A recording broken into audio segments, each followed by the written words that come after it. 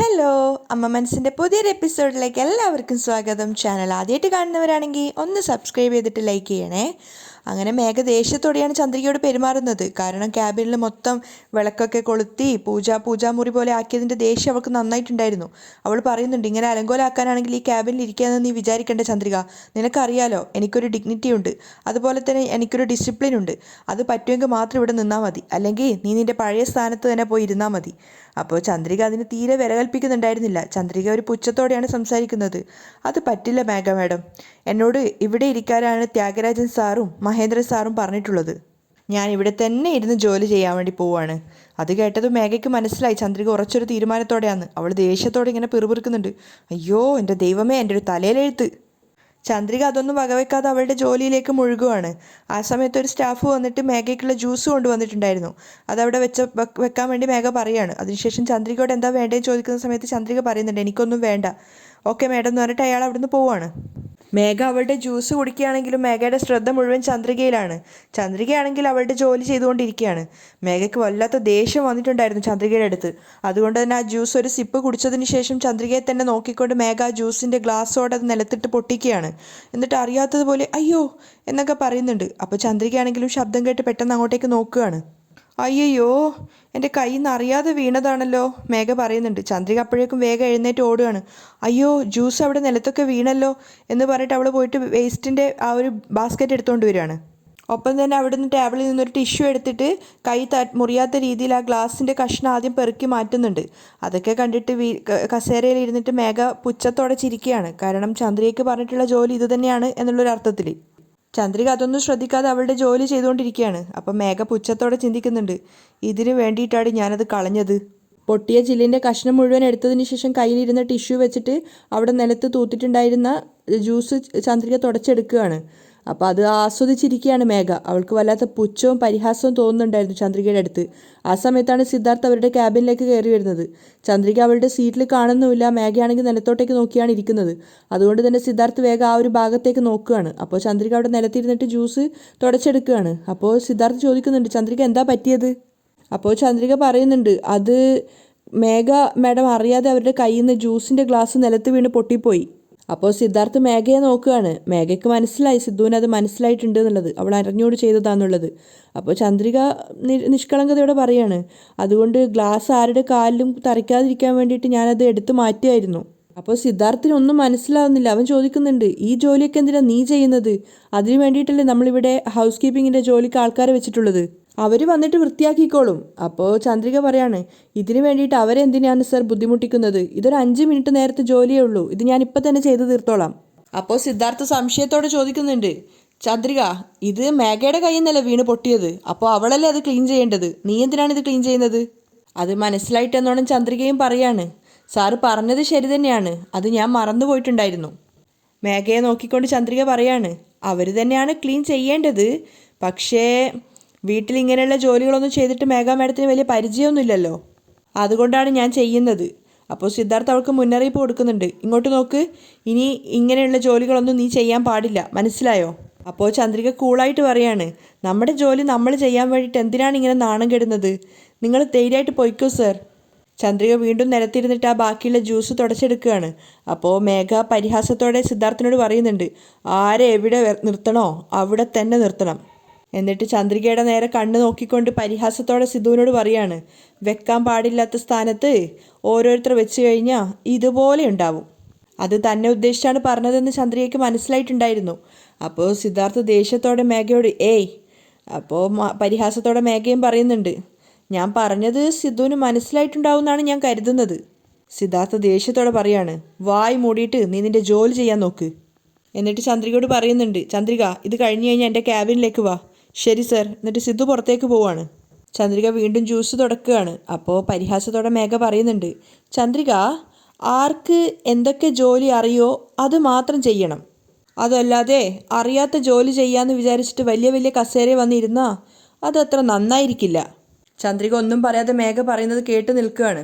അപ്പോൾ മേഘ വീണ്ടും പരിഹസിക്കുന്നുണ്ട്, അതല്ലാതെ സിദ്ധാർത്ഥ് സാറ് പറഞ്ഞു, മഹേന്ദ്ര സാറ് പറഞ്ഞു എന്ന് വിചാരിച്ചിട്ട് നീ ഇവിടെ ജോലി ചെയ്യേണ്ട ആവശ്യമില്ല. ഇത് കുറച്ച് ടഫായ ജോലിയാണ്, ഇതൊന്നും നിനക്ക് സെറ്റായി വരില്ല. അതുകൊണ്ട് ഇതിനു മുന്നേ നീ എന്താണോ ജോലി ചെയ്തത് ആ ജോലി തന്നെ പോയി ചെയ്യ്. മേഘയുടെ പരിഹാസം മുഴുവൻ കേട്ടതിന് ശേഷം ജ്യൂസ് തുടക്കുന്ന ആ ഒരു ടിഷ്യൂ നിലത്തിട്ടിട്ട് ചന്ദ്രിക ദേഷ്യത്തോടെ എഴുന്നേൽക്കുകയാണ്. എന്നിട്ട് മേഘയോട് പറയുന്നുണ്ട്, ഇന്ന ജോലി ഇന്ന ആൾ ചെയ്യണമെന്ന് ആരും ആരുടെ പേരിലും എഴുതി വെച്ചിട്ടില്ല. ചന്ദ്രികയുടെ ആ ദൃഢനിശ്ചയത്തിലുള്ള സംസാരം കേട്ടപ്പോൾ മേഘ അവളെ നോക്കിയിരിക്കുകയാണ്. അപ്പോൾ ചന്ദ്രിക പറയുന്നുണ്ട്, വ്യവസായിയുടെ മകൻ വ്യവസായം തന്നെ ചെയ്യണമെന്നില്ല. അവനൊരു പക്ഷേ കലക്ടറും ആവാം, അല്ലെങ്കിൽ വ്യവസായിയും ആവാം. ഇനി അതുപോലെ തന്നെ ഒരു ഡോക്ടറുടെ പയ്യൻ ഡോക്ടർ ആവണം തന്നെ ഇല്ല. ഒരുപക്ഷെ അവന് വ്യവസായവും ചെയ്യാം. അതുകൊണ്ട് ഇനി മേലിൽ ഈ ജോലിക്ക് നീ ആപ്റ്റല്ല, നീ ഈ ജോലി വിട്ട് പൊയ്ക്കോ എന്ന് പറയരുത്. ധൈര്യവും ദൃഢനിശ്ചയം ഉണ്ടെങ്കിൽ ഒരു പെണ്ണിനെ കൊണ്ട് എന്ത് ജോലിയും ചെയ്യാൻ സാധിക്കും. ആ ഒരു ആത്മവിശ്വാസം എനിക്ക് നന്നായിട്ടുണ്ട്. ചന്ദ്രിക നല്ല കോൺഫിഡൻസോടെയാണ് സംസാരിക്കുന്നത്. അപ്പോൾ മേഘ ദേഷ്യത്തോടെ ചോദിക്കുന്നുണ്ട്, ഓ ഇങ്ങനെയൊക്കെ പറയാൻ ആരാ പഠിപ്പിച്ചു തന്നത്, സിദ്ധു ആണോ? അപ്പോൾ ചന്ദ്രിക അവളെ പരിഹസിച്ചുകൊണ്ട് പറയുകയാണ്, സിദ്ധു സാറും പറഞ്ഞു തന്നിട്ടുണ്ട്, എൻ്റെ അമ്മയും അച്ഛനും പഠിപ്പിച്ചു തന്നിട്ടുമുണ്ട്. ഓഹോ, എങ്കിൽ കാണാം ഇങ്ങനെ സംസാരിച്ച ഒരുപാട് പേര് ഏതവസ്ഥയിലാണ് ഇപ്പോൾ ഉള്ളതെന്ന് എനിക്ക് നന്നായിട്ടറിയാം. മേഘയും വിട്ടുകൊടുക്കുന്നില്ല. മേഘ ദേഷ്യത്തോടെ എഴുന്നേറ്റിട്ട് ക്യാബിനിൽ നിന്ന് പുറത്തേക്ക് പോവുകയാണ്. അത് കണ്ടിട്ട് ചന്ദ്രിക ഒന്ന് സ്വയം മറന്ന് ചിരിക്കുന്നുണ്ട്. അതിനുശേഷം അവൾ പോയി അവളുടെ സീറ്റിലിരിക്കുകയാണ്. എന്തോ ചന്ദ്രികയ്ക്ക് സ്വയം ഒരു തലയെടുപ്പ് വന്നതുപോലെ ഫീൽ ചെയ്യാണ്. അവളൊരു അഭിമാനത്തോടെയാണ് ഇരിക്കുന്നത്. അതേസമയം വീട്ടിലാണെങ്കിൽ മലയിലിരുന്ന് പഠിക്കുകയാണ്. ആ സമയത്ത് ലക്ഷ്മി അങ്ങോട്ടേക്ക് വന്നിട്ട് മുറ്റമൊക്കെ അടിച്ചു വരുന്നുണ്ടായിരുന്നു. അപ്പോൾ മഹേന്ദ്ര വന്നിട്ട് ചോദിക്കുകയാണ്, ഞാൻ എന്തെങ്കിലും ഹെൽപ്പ് ചെയ്യണോ? വേണ്ട, ഞാൻ ചെയ്തോളാം എന്ന് പറഞ്ഞിട്ട് അവരവിടെയൊക്കെ അടിച്ച് വാരിയിട്ട് വെള്ളം തിളയ്ക്കുകയാണ്. അതിനുശേഷം വീണ്ടും മഹേന്ദ്രൻ ചോദിക്കുന്നുണ്ട്, ഞാൻ എന്തെങ്കിലും സഹായിക്കണോ ചോദിക്കുമ്പം കോലം വരയ്ക്കാനുള്ള ആ ഒരു പൊടിയൊക്കെ എടുത്ത് കൊടുക്കാൻ പറയാണ്. അപ്പോൾ അയാൾ പോയിട്ട് അതൊക്കെ എടുത്ത് കൊണ്ടുവരുന്നുണ്ട്. ആ ഒരു പൊടി വാങ്ങിയിട്ട് ലക്ഷ്മി അവിടെയൊക്കെ കോലം വരയ്ക്കുകയാണ്. അപ്പോൾ മഹേന്ദ്രൻ വീണ്ടും ചോദിക്കുകയാണ്, ഞാൻ എന്തെങ്കിലും സഹായിക്കണോ എന്ന്. അപ്പോൾ ലക്ഷ്മി പറയുന്നുണ്ട്, വെള്ള കളർ വെച്ചിട്ടായിരുന്നു അവർ കോലം വരച്ചിട്ടുണ്ടായിരുന്നത്. ആ കോലത്തിനൊക്കെ കളറാക്കാൻ വേണ്ടിയിട്ട്. എനിക്ക് വലിയ അറിവൊന്നും ഇല്ല, എങ്കിലും ഞാൻ അറിയും പോലെയൊക്കെ ചെയ്യാമെന്ന് പറഞ്ഞിട്ട് അയാൾ അതിൽ നിന്ന് ഓരോ കളർ വെച്ചിട്ട് അതിനെ ഭംഗിയാക്കിക്കൊണ്ടിരിക്കുകയാണ്. അത് കണ്ടിട്ട് മലരും പുഞ്ചിരിക്കുന്നുണ്ട്. മാത്രമല്ല അവൾ പറയുന്നുണ്ട്, നന്നായിട്ടുണ്ട് മുത്തശ്ശൻ ചെയ്തതെന്ന്. അത് കേട്ട് സന്തോഷത്തോടെ മഹേന്ദ്രന് പറയുന്നുണ്ട്, നീ കണ്ടില്ലേ ലക്ഷ്മി, എൻ്റെ പേരക്കുട്ടി തന്നെ ഞാൻ നന്നായിട്ട് കോലം വരക്കുന്നുണ്ടെന്ന് അഭിമാനത്തോടെയാണ് പറയുന്നത്. അപ്പോൾ പുഞ്ചിരിച്ചുകൊണ്ട് ലക്ഷ്മിയും പറയാണ്, അങ്ങനെയാണെങ്കിൽ നാളെ മുതൽ നിങ്ങൾ തന്നെ രാവിലെ എഴുന്നേറ്റ് വന്ന് കോലം വരച്ചോളൂ. ഓ തീർച്ചയായിട്ടും ചെയ്യാം, അയാളും പറഞ്ഞിട്ട് ചിരിക്കുന്നുണ്ട്. ആ സമയത്താണ് ചന്ദ്രിക വർക്ക് കഴിഞ്ഞിട്ട് അങ്ങോട്ടേക്ക് വരുന്നത്.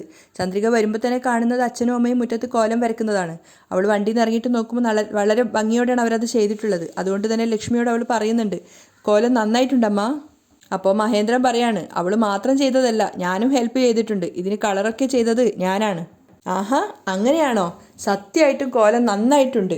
അതിനുശേഷം അവൾ ലക്ഷ്മിയോട് പറയുന്നുണ്ട്, അമ്മ ഇങ്ങനെയുള്ള ജോലിയൊക്കെ ഞാൻ ചെയ്തോളാം, നിങ്ങൾ ഇങ്ങനെയുള്ള ജോലിയൊന്നും ചെയ്യല്ലേ, ഇതൊക്കെ നിങ്ങൾ ചെയ്യുമ്പോൾ എനിക്ക് വല്ലാത്ത സങ്കടം തോന്നുവാണ്.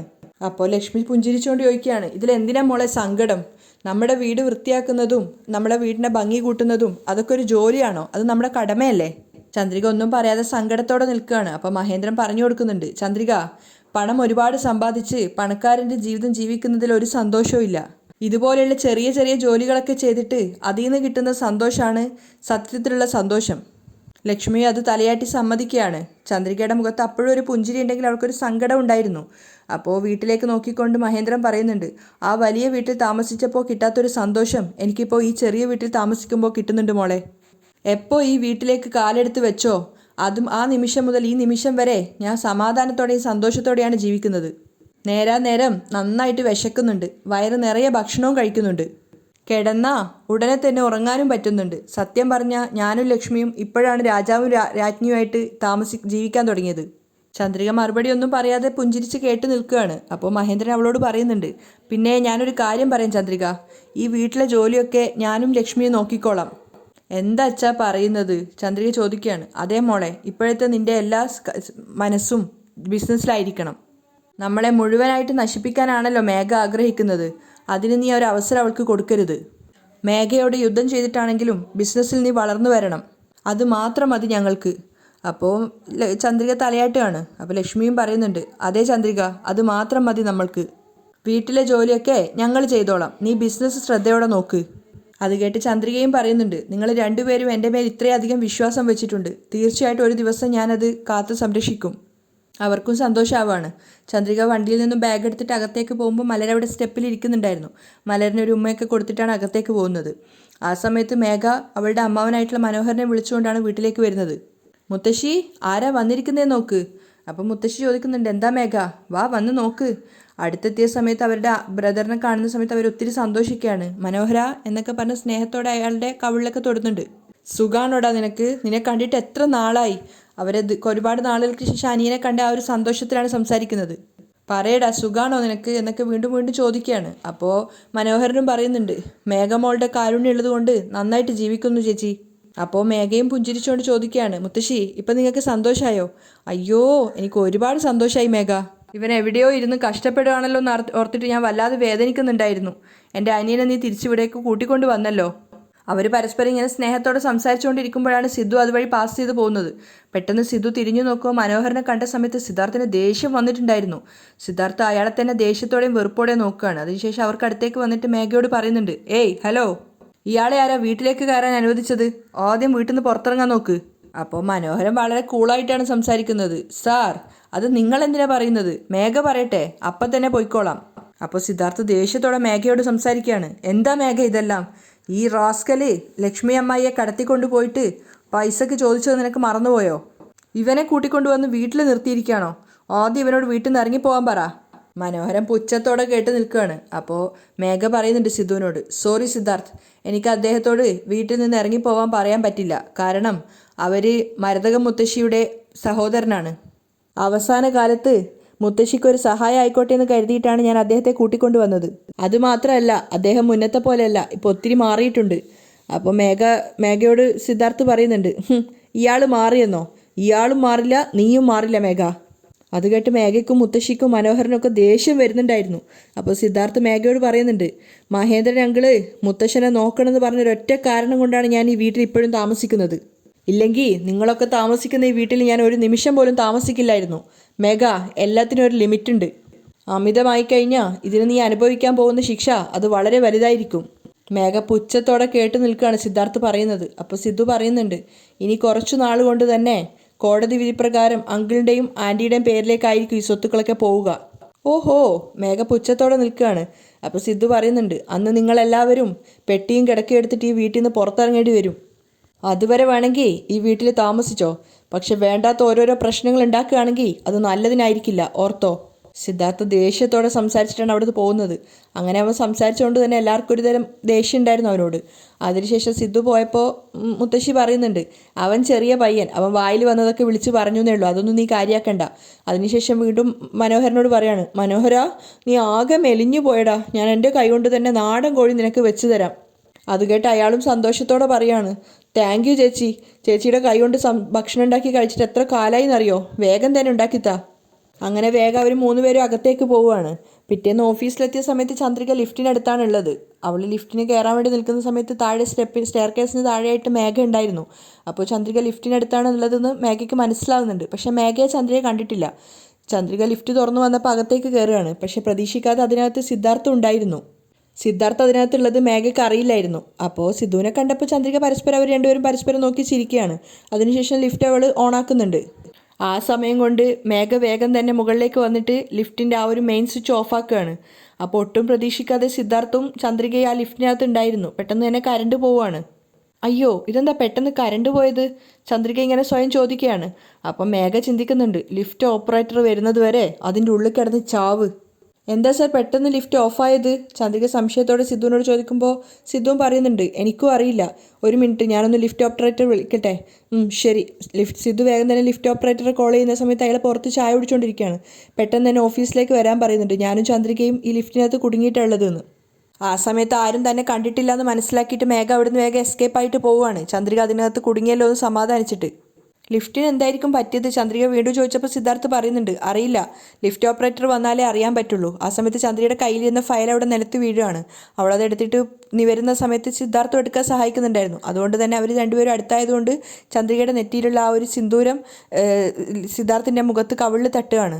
അപ്പം പെട്ടെന്ന് ചന്ദ്രികയാണ് അത് കാണുന്നത്, കവിളിൽ സിന്ദൂരമായിട്ടുള്ളത്. അപ്പോൾ അവളാകെ ടെൻഷനാവാണ്. അയ്യോ, എൻ്റെ നെറ്റിയിൽ തൊട്ടിട്ടുണ്ടായിരുന്ന സിന്ദൂരം സിദ്ധാർത്ഥ സാറിൻ്റെ മുഖത്തായല്ലോ എന്ന് വിചാരിക്കും. എന്നിട്ട് അവൾ അവനോട് പറയുന്നുണ്ട്, ഇങ്ങനെ കവിളിലായിട്ടുണ്ടെന്ന്. അപ്പോൾ സിദ്ധാർത്ഥിന് എവിടെയാണെന്ന് മനസ്സിലാവാത്ത കാരണം അവനിങ്ങനെ തൊട്ട് മായ്ക്കാൻ ശ്രമിക്കുകയാണ്. അവസാനം ചന്ദ്രിക പറയുന്നുണ്ട്, ഞാൻ തന്നെ മായ്ച്ചു തരാമെന്ന്. അങ്ങനെ ചന്ദ്രിക അവളുടെ കൈ വെച്ചിട്ട് തന്നെ സിദ്ധുവിൻ്റെ മുഖത്തായിട്ടുള്ള ആ ഒരു സിന്ദൂരം തുറച്ചു കൊടുക്കുകയാണ്. ചന്ദ്രിക അത് തുടച്ചു കൊടുക്കുന്ന സമയത്ത് അവർ തമ്മിലുള്ള ഒരു പ്രണയം വർക്കൗട്ട് ആവുന്നുണ്ടായിരുന്നു. ചന്ദ്രിക അത് മുഴുവൻ തുടച്ചു കൊടുത്തതിന് ശേഷം രണ്ടുപേരും പരസ്പരം കണ്ണുകളിലേക്ക് നോക്കി കുറച്ചു നേരം നിൽക്കുകയാണ്. ആ സമയത്താണ് ലിഫ്റ്റ് ഓപ്പറേറ്റർ വന്നിട്ട് മെയിൻ സ്വിച്ച് ഓൺ ആക്കിയിട്ടുണ്ടായിരുന്നു. അതുകൊണ്ട് കറണ്ട് വന്നിട്ട് ലിഫ്റ്റ് വർക്ക് ചെയ്യുകയാണ്. ലിഫ്റ്റ് ഓപ്പൺ ആവുന്ന സമയത്ത് ലിഫ്റ്റ് ഓപ്പറേറ്ററും അതുപോലെ തന്നെ മേഘയും അവിടെ സ്റ്റെയർ കേസിനടുത്തുണ്ടായിരുന്നു. പക്ഷേ ലിഫ്റ്റിൽ നിന്ന് ചന്ദ്രികയ്ക്കൊപ്പം സിദ്ധാർത്ഥ് ഇറങ്ങി വരുന്നത് കണ്ടപ്പോൾ മേഘ ആകെ വല്ലാതാവുകയാണ്. കാരണം സിദ്ധു അവളുടെ കൂടെ ചന്ദ്രികയുടെ കൂടെ ലിഫ്റ്റിലുണ്ട് എന്നുള്ളത് മേഘയ്ക്ക് അറിയില്ലായിരുന്നു. അവൾക്ക് ആകെ ഒരു ദേഷ്യമൊക്കെ തോന്നുന്നുണ്ടായിരുന്നു. മാത്രമല്ല ചന്ദ്രികയുടെ നോക്കുന്ന സമയത്ത് അവളുടെ സിന്ദൂരം മാഞ്ഞിട്ടാണുള്ളത്. അപ്പോൾ സിദ്ധാർത്ഥിൻ്റെ കവിളിലും അതിൻ്റെ കുറച്ച് പൊടി കാണുന്നുണ്ടായിരുന്നു. അപ്പോൾ മേഘ വല്ലാതെ സംശയിച്ച് നിൽക്കുകയാണ്. അവിടെയാണ് ഇന്നത്തെ എപ്പിസോഡ് വൈൻഡപ്പ് ചെയ്യുന്നത്.